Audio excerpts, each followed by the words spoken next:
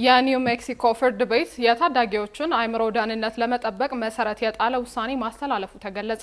ሜታ በህፃናትና ወጣቶች የአእምሮ ጤና ላይ ከፍተኛ ጉዳት እያደረሰ ነው በሚል ከፍተኛ የገንዘብ ቅጣት ተጥሎበታል። ፍርድ ቤቱ ውሳኔው በሌሎች የቴክኖሎጂ ኩባንያዎች ላይ የሚኖረውን የቁጥጥር ማዕቀፍና የህግ ተጠያቂነት ከመቼውም ጊዜ በላይ ከፍ የሚያደርግ መሆኑም ተገልጿል። ኢየሩሳሌም ፈለቀ ተጨማሪ አላት።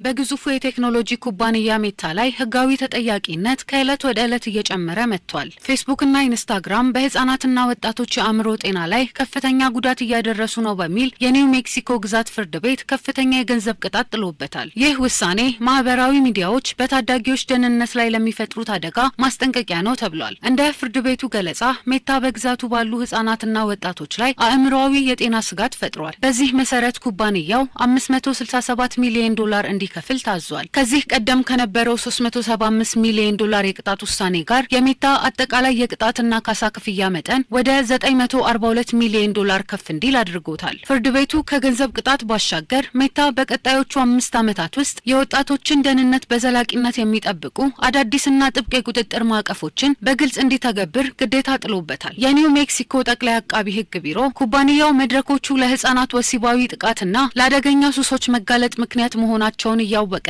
ሆን ብሎ ማለፉንና መረጃዎችን ከህዝብ መደበቁን በምርመራው ወቅት አጋልጧል። ይህ ችግር ትምህርትን፣ የወላጆችን ሰላምና የዕለት ተዕለት ማህበራዊ ህይወትን በቀጥታ የሚፈታተን ሆኗል። በሲያትልም በማህበራዊ ሚዲያ ሱስ ምክንያት ተማሪዎች የትምህርት መስተጓጎልና የአእምሮ ጤና ቀውስ እየገጠማቸው መሆኑን በመጥቀስ ተመሳሳይ የህግ ክሶችን አቅርበዋል። ጉዳዩ የቴክኖሎጂ ኩባንያዎችን የንግድ እንቅስቃሴ ብቻ የሚመለከት ሳይሆን ሁሉንም ማህበረሰብ፣ ወላጆችንና አስተማሪዎችን የሚነካ ሰፊ ማህበራዊ ቀውስ ነው። ህጻናትን ከዲጂታል አደጋዎች መጠበቅ የሁሉም ህብረተሰብ ጉዳይ ነው። ሜታ በጉዳዩ ላይ ምላሽ የሰጠ ሲሆን በፍርዱም ላይ ይግባኝ እንደሚጠይቅ በይፋ አስታውቋል። ኩባንያው መድረኮቹ ለታዳጊዎች የበለጠ ደህንነቱ የተጠበቀና አስተማማኝ እንዲሆኑ ከባለሙያዎች ጋር እየሰራ መሆኑን ገልጿል። በተለያዩ የህብረተሰብ ክፍሎች ኩባንያው ከተጠቃሚዎች ደህንነት ይልቅ ለትርፍ ያደላል የሚል ትችት እየቀረበበት ይገኛል። ይህ ውሳኔ በሌሎች የቴክኖሎጂ ኩባንያዎች ላይ የሚኖረውን የቁጥጥር ማዕቀፍና የህግ ተጠያቂነት ከመቼውም ጊዜ በላይ ከፍ የሚያደርግ